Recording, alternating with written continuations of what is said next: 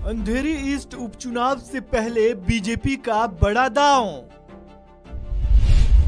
राज ठाकरे की अपील या हार की आशंका। बीजेपी शिंदे गुट की क्या थी असली मंशा। महाराष्ट्र में होने वाले उपचुनाव से पहले ही सियासी समीकरण बदल गए हैं। बीजेपी ने अपने उम्मीदवार का नाम वापस ले लिया है। इसके पीछे की वजह राज ठाकरे और शरद पवार की ओर से की गई अपील को बताया जा रहा है।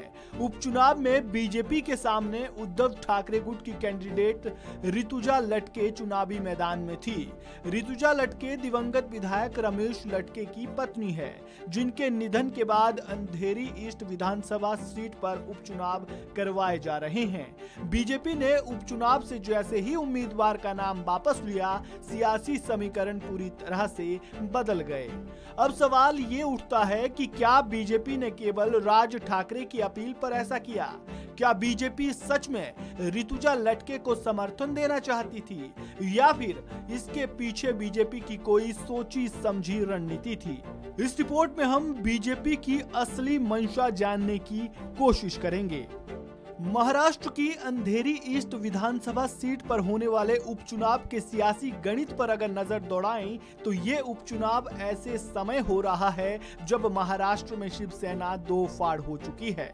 उद्धव ठाकरे और शिंदे गुट आमने सामने हैं। दोनों गुटों के अलग होने के बाद ये पहला उपचुनाव है। ऐसे में दोनों के लिए ये उपचुनाव साख का सवाल बन चुका था।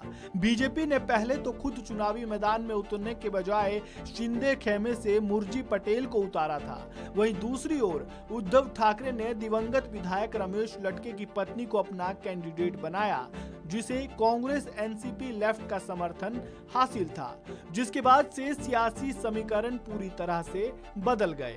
वहीं अगर राजनीतिक पंडितों की माने तो अंधेरी ईस्ट सीट के सियासी समीकरण उद्धव ठाकरे गुट की कैंडिडेट ऋतुजा लटके के पक्ष में माने जा रहे थे। ऐसा इसलिए क्योंकि उनके पति रमेश लटके 2 बार विधायक रह चुके हैं और 3 बार स्थानीय नगर सेवक रहे थे। उनकी इलाके के मराठी वोटों के बीच तगड़ी पकड़ थी, जिसका सीधे तौर पर ऋतुजा लटके को लाभ मिलता। वहीं उद्धव खेमा अगर अंधेरी ईस्ट सीट पर उपचुनाव में जीत दर्ज करता तो सत्ता से बेदखल होने के बाद इसे उद्धव ठाकरे की बड़ी जीत माना जाता। इस जीत से उद्धव ठाकरे को दोबारा से सियासी तौर पर खड़े होने का लाभ मिल सकता था। इसके अलावा बीजेपी ये भी जानती थी कि उपचुनाव में रमेश लटके के निधन से उपजी सिंपैथी को देखते हुए ऋतुजा की जीत लगभग तय है।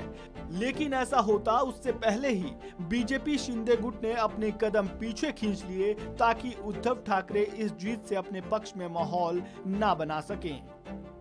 अगर बीजेपी शिंदे कैंडिडेट के रहते हुए ऋतुजा लटके अंधेरी सीट पर उपचुनाव जीतती तो उद्धव ठाकरे को सीधे तौर पर इसका फायदा मिल सकता था, जो अब निर्विरोध होने पर नहीं मिल पाएगा।